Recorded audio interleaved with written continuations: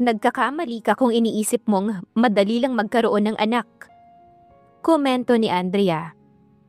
Hindi dapat nangyari to ngayon sa akin eh. Malapit na ang midterms at… Nag-aaral ka? Tanong ni Emilio. Oo.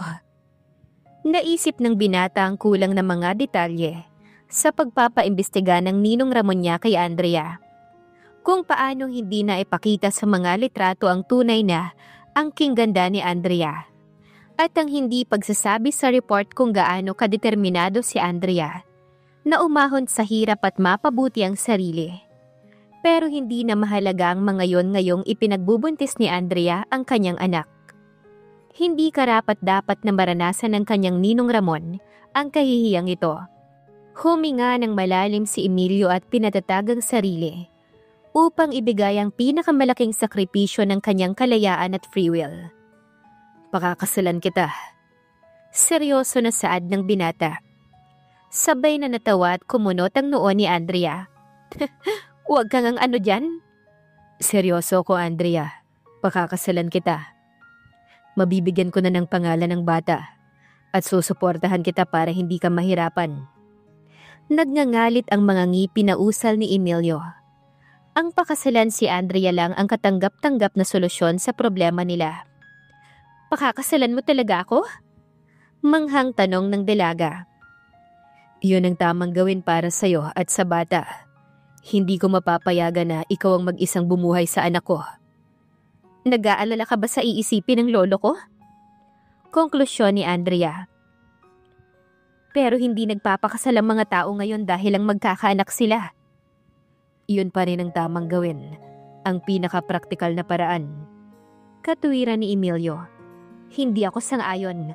Hindi mo gustong magpakasal ka sa akin, Emilio. Kaya hindi rin ako magpapakasal sa'yo. Dahil lang sa dahilang yun. Hindi yun patas para sa ating dalawa. Kontra ni Andrea. Salamat na lang sa pag-aalok. It was a nice thought. Maang nanapatitig si Emilio kay Andrea. Hindi makapaniwalang basta na lamang nitong tinanggihan ang alok niyang kasal. A nice thought? Be honest, Emilio. Hindi mo ako gustong maging asawa at hindi mo rin gustong maging ama. Huwag kang tumanggi. Ramdam ko ang pag-aatubili mo. Hindi itatama ng pagpapakasalang nangyari sa atin. Pero hindi sasang-ayon sa iyong lolo mo. We'll agree to differ kung magkikita man kami. At ang tanggihan ko ang isang nag-aatubiling asawa ay makatwiran, hindi kahibangan. Mariing giit ni Andrea. At una sa lahat, hindi ako bagay sa mundo mo. Pagtatawanan lang ako ng mga kaibigan mo. Ipapahiya lang kita. My goodness, isa lang akong janitress, Emilio. Walang magtatangkang pagtawanan ka sa presensya ko. Gagawin ko ang lahat para maging mabuting asawa at ama. Pero hindi mo ako mahal. At hindi maatim ng pride kong makita kang pinipilit ang sarili mo. Isa pa, wala tayong relasyon. Ang nangyari sa atin ay isang gabi lang. Saka hindi mo ko kilala. Wala kang alam at pakialam kung ano ang gusto at pangangailangan ko. At halata naman sa pag-alis mo nung gabing yon na wala kang balak magpakita pang muli. Protesta ni Andrea. Tinapunan ni Emilio si Andrea ng nanguuyam na tingin. Ang pagmamahal ay kasama ng kaligayahan. Sigurado naman akong hindi kita mad-disappoint sa parting yon. Saka alam kong magkikita pa tayo dahil ako ang maghahatid sa'yo sa Cebu. At hindi ba't kanina lang ay hinimatay ka? Kailangan mo nang magbabantay sa'yo. Hindi ka na dapat nagtatrabaho. Please, huwag ka nang magpanggap na ikaw si Mr. Caring and Sensitive dahil hindi ka ganon.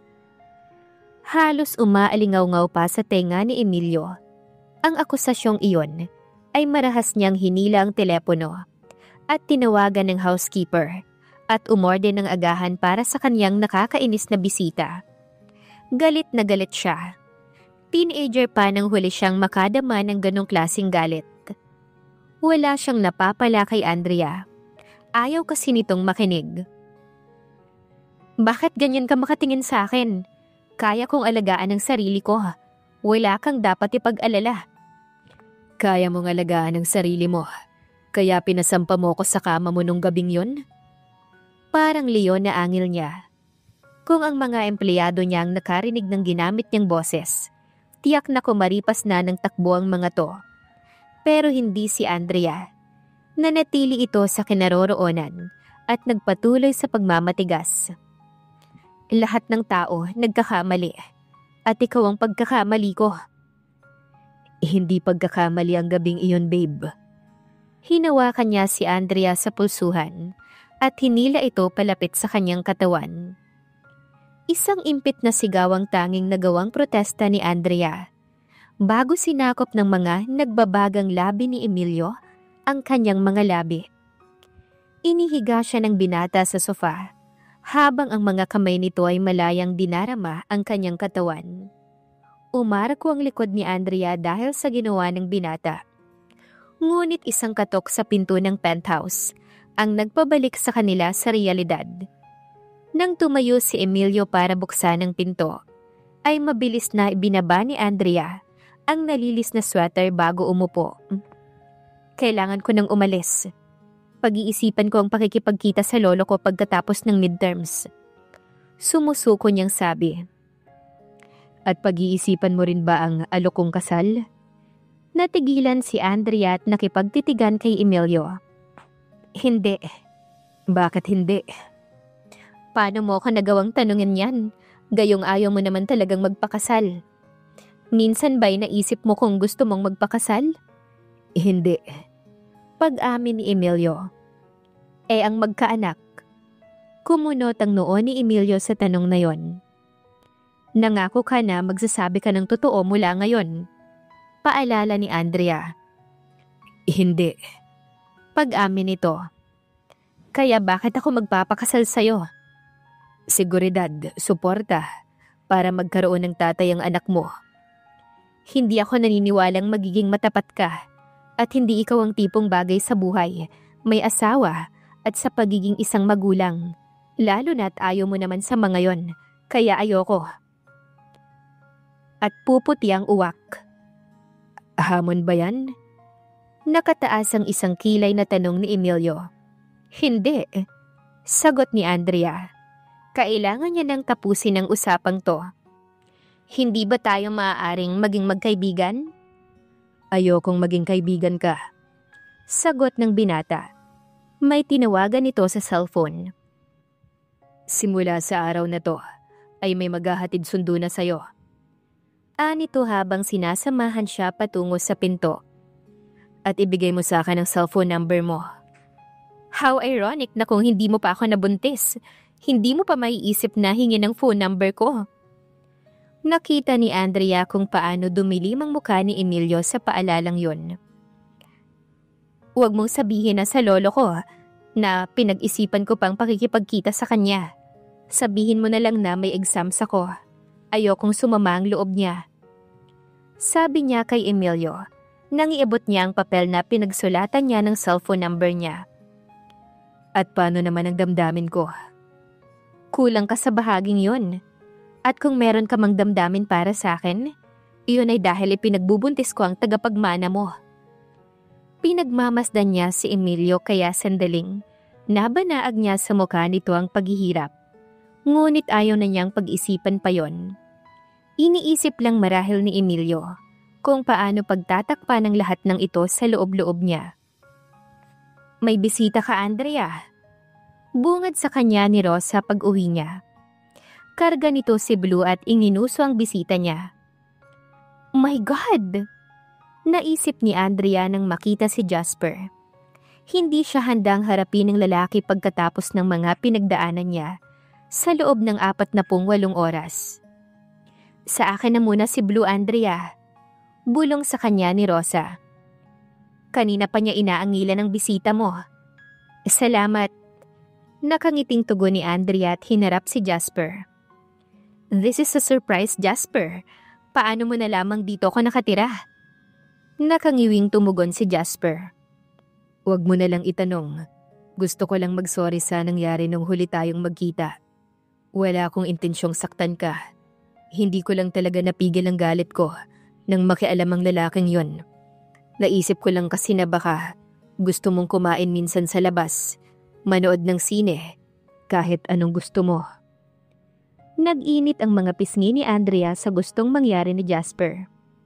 That's not a good idea. Bakit? May problema ka ba sa akin? Nangahamong tanong ni Jasper. Wala akong sinabing ganon. Mabilis na tugon ni Andrea. Hindi niya gustong magalit ang lalaki. Hindi to magiging mabuti para sa atin. Buntis ako, Jasper. Buntis ka? Ulit nito na nakatingin sa kanya na para bang may sakit siya.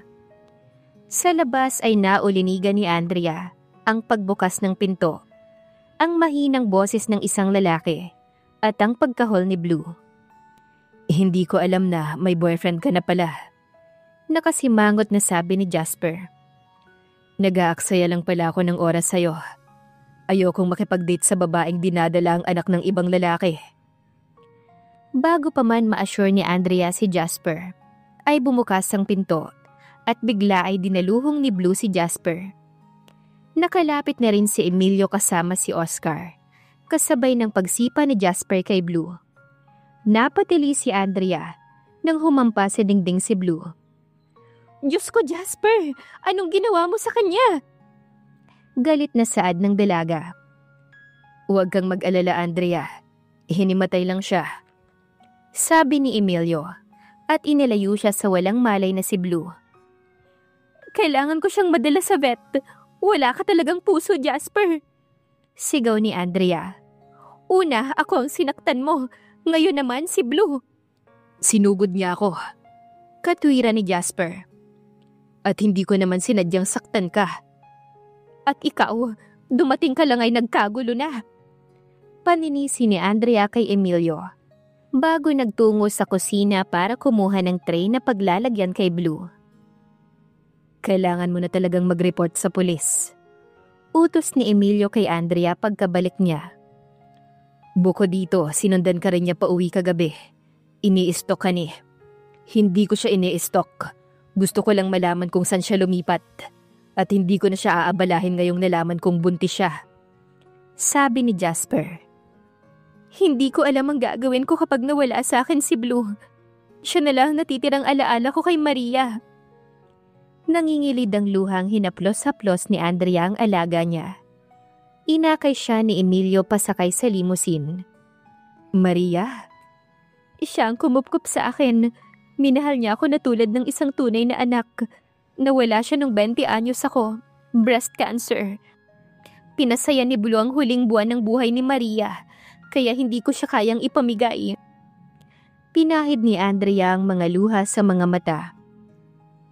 Paano mo nga pala nalamang sinundan ako ni Jasper? Inutusan ko ang ilang mga bodyguard ko na bantayan ka. Inireport nila sa akin. Madilim ang mukhang tugon ni Emilio. Bantayan? Hindi ako isang prinsesa na kailangan ng bodyguard. Angil ng dalaga. At saan ba tayo pupunta? Sa veterinary clinic para matignan si Blue. Tinitigan ni Andrea ang maliit na katawan ng aso. Nanginig ang labi niya nang mapansin ang dugo sa ilong ni Blue. Nung magkasama pa kami ni Linda sa apartment, laging inaasar ni Jasper si Blue. Kaya galit na galit si Blue kay Jasper. Kinagat din niya ako. Pero hindi mo siya sinipa. Bulong ni Andrea. Pagdating sa klinika ay sinuri ng doktor si Blue. Ayon sa doktor ay kailangang manatili ni Blue sa klinika upang masemento ang isang paa. At obserbahan ito dahil baka kailangang operahan ng nag-crack na bungo. Paano ko babayaran ang lahat ng gagastusin ni Blue? Nanlulumong tanong ni Andrea habang inaalalayan siya ni Emilio palabas ng klinika. Ako nang bahala ron. Sagot ng binata. Ang bait mo naman, pero ayokong may pinagkakautangan. Pag-amin ni Andrea, na muntik nang madulas paglabas ng klinika. Hinawakan siya ni Emilio sa mga braso upang alalayan siya. Makipagkita ka sa lolo mo at kalilimutan kong may utang ka sa akin. Tugon ni Emilio. Hindi makapaniwalang napatitig si Andrea sa lalaki. Blackmail yan. Ganun ako. Nakaprograma ako para samantalahin ng bawat pagkakataon. Kung ito lang ang tanging paraan para Makipagkita ka sa lolo mo. So be it. Walang pagsisising tugon ni Emilio. Huminga ng malalim si Andrea. Natigatig sa marahas at malamig na pamamaraan ni Emilio ng pagharap sa buhay. May kapalit na halaga ang kabutihang loob nito. Dapat pa ba niyang ipagtaka yun? Hindi si Emilio Santiago ang tipo ng lalaking gagawa ng kahit na ano nang walang kapalit.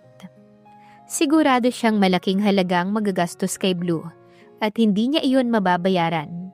Isa pa, kung aaminin lamang niya sa sarili, hindi naman talaga siya tutol sa pakikipagkita sa lolo niya. Sa akin siyang midterms ko, libre na ako pagkatapos nun na magpunta sa Cebu. Pagpayag ng dalaga. Madali naman akong kausap. Bulong ni Emilio. Hindi no, tuso ka at wala kang awa makitungo sa kapwa mo. At ginamit mo ang pagmamahal ko kay Blue para makuha ang gusto mo. Akusa ni Andrea. Huwag mong asahang magugustuhan kita dahil doon. Iniligtas ko ang buhay ng alaga mo sa pamamagitan ng pagdala sa kanya sa vet. Kontra ng binata. May isa pa akong ihilingin. Gusto kong makipagkita ka sa Dr. Castillo para matignan ka. Pero nagpatingin ako sa doktor. Mahinang protesta ni Andrea. Kailangan bang lagi mo nalang sinasalungat ang lahat ng sinasabi ko? Halatang naiinis na tanong ni Emilio. Gusto ko lang masiguradong maayos ang kondisyon mo. Nagbaba ng tingin si Andrea. Ang pansin ay nabaling sa mga maskuladong binti at sa katawan ni Emilio. Nag-iwas ulit siya ng tingin. Nagiinit ang mga pisngi niya sa mga alaala ng gabing may nangyari sa kanila ng lalaki. Wala kang pakialam sa kung anong makakabuti sa akin. Anak ko yung dinadala mo, kaya may pakialam ako. Kinagat ni Andrea ang ibabang labi. Baka kasi may masabi pa siyang maanghang. Alam niyang hindi interesado si Emilio sa anak nila at ginagawa lang nito ang lahat dahil sa lolo niya. Ngunit tamang desisyon bang tanggihan niya ang interes na pinapakita nito? Kahit gaano pa kaliit iyon? Hindi naman niya gusto na napipilitan lang na asawa. Gusto naman niya ng ama para sa kanyang anak. Hindi niya yon maitatanggi, kahit na labag iyon sa kanyang kalooban. Nagawa ni Emilio na talikuran siya pagkatapos ng nangyari sa kanya at kailangan niyang matuto, tanggapin ang nangyari, mag-move on, at pag-ukulan ng pansin ng mas mahalagang bagay. Andrea, saad ni Emilio, pumapayag ka na bang magpatingin kay Dr. Castillo? Kung kinakailangan. Bumuntong hininga si Andrea. Alam mo naman siguro na responsibilidad na kita ngayon. Itinaas ni Andrea ang baba. Hindi ako isang bata na kailangang bantayan pa. Kaya kong alagaan ang sarili ko. Masanay ka nang ako nang nag-aasikaso sa'yo simula ngayon. Sabi ni Emilio. Nagngalit naman ang mga ngipin ni Andrea. Pasensya na pero hindi ko magagawa yon. Sanay akong mag-isa. Kung gusto kong umasa na lang sa'yo, umuo na sana ako sa alok mong kasal. Mataray niyang tugon. Maaari ka pa namang magbago ng isip. Malabong mangyari yon. Hindi ikaw ang gusto kong mapangasawa. Naningkit ang mga mata ni Emilio sa narinig. Sige nga, ikwento mo sa akin ng lalaking gusto mong mapangasawa. Isang lalaking mabait, nagsasabi ng totoo at nagsasabi ng nasa loob. Nagiinit ang mga pisnging sagot ni Andrea. Pasimpleng pinagmasdan ni Andrea si Emilio na halatang hindi na magandang timpla. Kung tutuusin, dapat pa nga itong magpasalamat dahil tumanggi siyang magpakasal dito. Balang araw ay makakatagpo rin si Emilio ng babaeng gusto talaga nitong pakasalan. Tila nasaktan siya sa ideyang yon. Nagitla ng mapagtantong hindi niya nagustuhan ang ideya na ang ama ng kanyang anak ay may kapiling na ibang babae. Isa iyong kahibangan, aniya sa sarili. Pagkatapos ng mga nalaman niya kagabi tungkol kay Emilio, nang magsaliksik siya sa internet tungkol dito, Nakasisiguro siya na tama ang naging desisyon niya. Hindi sila magiging masaya dahil hindi sila bagay. Ni hindi nga mailalarawan ang uri ng buhay na mayroon si Emilio. Tatawagan kita, Andrea. Sabi ni Emilio habang bumababa ng sasakyan. Good luck sa exams mo. Nilingon ni Andrea si Emilio at nginitian. Salamat, sabi niya. Naghihintay si Rosa sa harap ng kanyang apartment upang magtanong tungkol kay Blue at binalitaan niya ang babae. Naghanda si Andrea ng hapunan at hindi niya mapigilan ang paghikab. Ayon sa doktor, ay normal lang daw na mabilis mapagod kapag nagdadalang tao. Nangangako sa sarili na gigising ng maaga para mag-review. Nahiga siya at ayaw man niya ay naalala niya ang gabing may nangyari sa kanila ni Emilio. May maganap kayang kasalan sa pagitan ni Andrea at Emilio? Abangan sa susunod na kabanata. Please like, share, subscribe for more updates. Maraming salamat po.